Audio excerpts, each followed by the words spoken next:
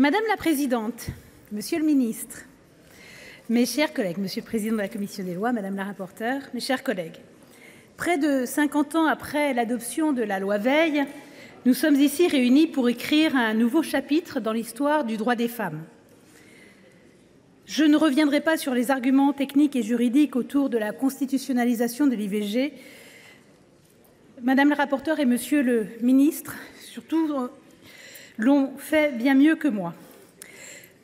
Reste donc à savoir si l'IVG est aujourd'hui menacée. En France, non. Si l'accès matériel à ce droit reste perfectible aujourd'hui, les Françaises peuvent avorter librement. Mais j'aimerais pouvoir avoir autant de confiance en l'avenir, avec son lot d'incertitudes. L'histoire récente nous a montré que des démocraties libérales, même bien établies, peuvent aussi revenir en arrière.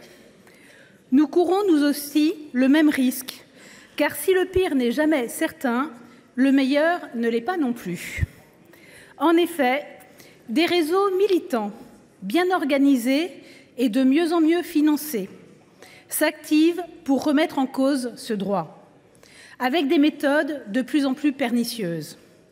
Certaines plateformes vont jusqu'à créer des numéros verts afin de se faire passer pour des organismes publics et de dissuader ensuite les femmes qui les appellent. Ces plateformes, ce n'est pas aux États-Unis, c'est en France. Le planning familial essuie régulièrement des attaques de ces centres. Ce n'est pas aux États-Unis, c'est en France.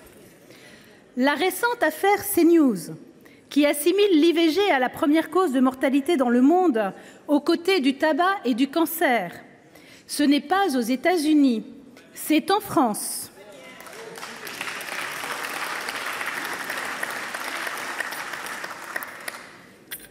Et enfin, la campagne d'autocollants anti-IVG sur les vélos parisiens, ce n'est pas aux États-Unis, c'est en France. Ne péchons pas par excès de naïveté. La France aussi est perméable à ces manœuvres. Et si le droit à l'avortement est encore solidement ancré dans l'opinion publique, il est de notre responsabilité de législateur de le protéger. Évidemment, ce qui compte, c'est aussi l'effectivité de l'exercice de cette liberté. Car c'est une chose d'inscrire un droit à l'avortement, c'en est une autre d'en garantir le plein exercice.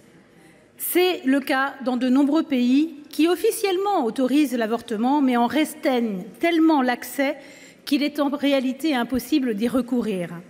Je suis d'ailleurs convaincue que ceux qui un jour voudront s'attaquer à cette liberté en France ne s'y opposeront pas frontalement, mais bien en compliquant petit à petit l'accès, en restreignant le champ d'application jusqu'à en faire une coquille vide. Voilà l'enjeu aujourd'hui.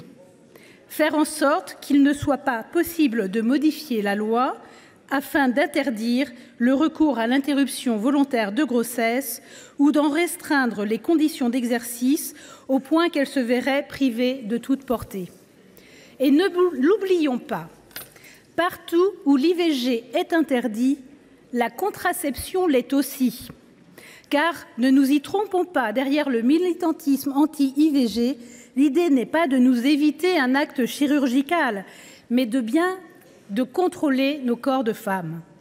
Constitutionnaliser, c'est donc envoyer un message à la société d'aujourd'hui comme à celle de demain.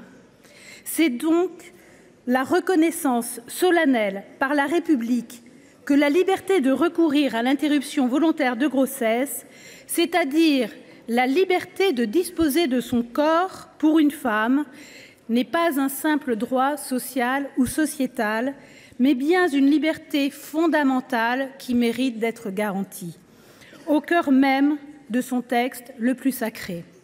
La Constitution ne doit pas se résumer à un catalogue de procédures institutionnelles, mais doit bien traduire la société avec ses aspirations et ses valeurs dans laquelle nous choisissons de vivre. Alors oui, mes chers collègues, certains parmi vous pensent que cette constitutionnalisation est avant tout symbolique. Mais en fin de compte, si tout cela n'est que symbolique, votons, nous n'avons rien à perdre.